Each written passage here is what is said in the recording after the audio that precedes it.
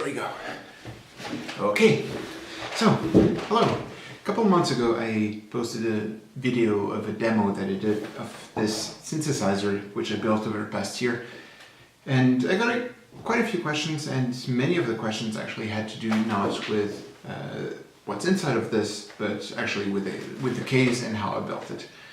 And so I thought I would do a follow-up video. If you want to hear what this thing sounds like, I'll post a link in the description. But yeah, this is about the case. We're not going to talk about electronics or the programming that was needed. Just about the electronics, just about the case. So actually, the main factor that I had in terms of like the design or the possibilities that I had was really the keyboard, which I recycled from an old keyboard from the 70s that I bought on eBay for €3.50. It's 56 centimeters wide, so that really determined the width of this thing. And also I reused you can see here that orange thing. That's the original board that was in it. Since I'm not reusing like the sound generation or anything like that, but I'm reusing the keyboard matrix, and so I had to keep this thing in here, so that also determined the size. So once I knew the size, I had to do a lot of sketches and kind of figuring out how I wanted to build this thing. So then went to the store, bought a big piece of this plywood. That's beech plywood, 4 millimeters thick, and I just had them just cut it exactly to the right size. That's a lot of different pieces which all have a different size. Don't go there like for example, on a Saturday when everybody's going there, because they're gonna hate you. So if you have something that takes time like this, just go sometimes off peak. And one of the advantages of this is that it's still sturdy enough, quite easy to work with, and it's thin enough that you can just drill through it and put the potentiometers directly in the front plate. That just makes things a lot easier. So yeah, that's about the case. Well, if you look inside, how I kind of glued it with some pieces of wood in the corners that also stabilized the thing quite a bit. I put some screws. I'm not sure they were needed, and then actually I found this that was kind of random. The hinge there turns out to be it's called a piano hinge, something like that. Actually, search for piano on a hardware store website. You probably won't find anything else. So yeah, that's also something. Make sure that you plan something that can be opened and closed again, because yeah, you're never done with this kind of thing. So and when you think you're done, that's exactly when you still have to open it again and again. So make sure that you build something that's meant to be opened. And actually, when it's closing, the only thing that keeps it closed is just the pressure here on the sides. So that's it turned out to be that was not planned like that, but it turned out to work very well.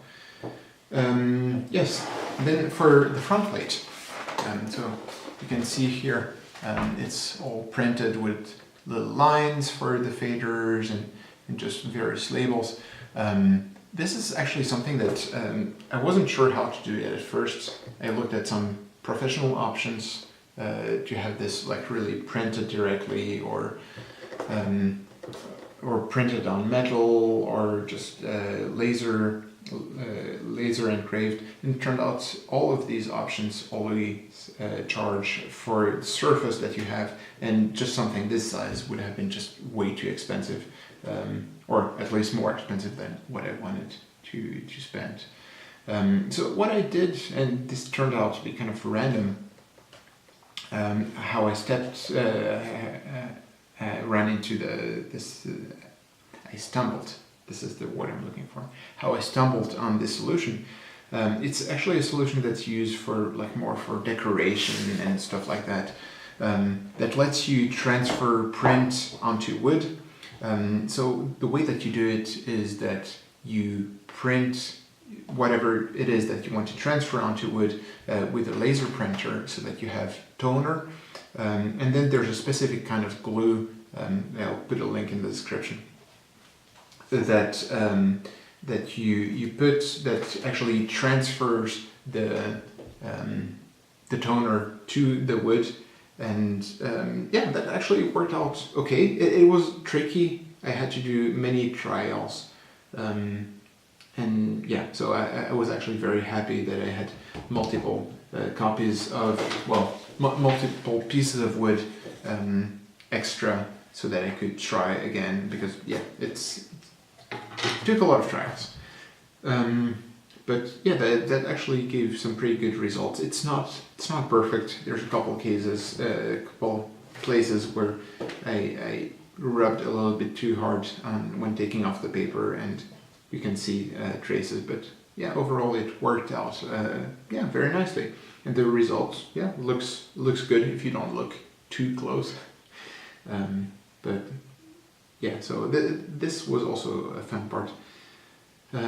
Other than that, oh yeah, these holes here for the faders, these turned out to be very difficult to make, and I borrowed a Dremel from my friend Andy. By the way, thank you, Andy. And yeah, I had to put a piece of wood next to it that would act as a guide. They're not very clean, but it works. And yeah, it was a lot of work and to get it to that point. So I'm happy with the way they are, even though they're not perfect. So yeah, that's how I built this case. If you have any other questions, just ask me. Put it in the comments below. And yeah, maybe I'll do more videos about the inside part, how it all works with the TNT and the audio shield. But yeah, that's for another time. So thank you for watching, and yeah, hope to hear all your questions and feedback in the comments. Thank you.